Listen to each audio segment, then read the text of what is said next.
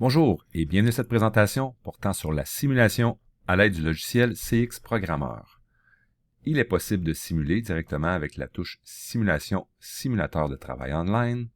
À ce moment-ci, l'écran deviendra gris comme si nous étions en lien avec un automate programmable industriel. Donc, on voit le téléchargement passer. On voit dès lors que nous sommes en simulation. Assurez-vous, lors de la simulation, d'être en mode monitor. Donc, par exemple, si nous sommes en mode programme, la simulation, évidemment, ne fonctionnera pas. Il est possible d'ajouter une fenêtre de visu dynamique à l'aide de cette icône.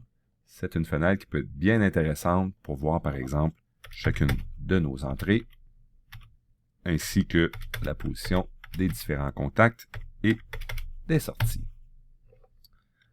Par la suite, on peut forcer les contacts de deux façons.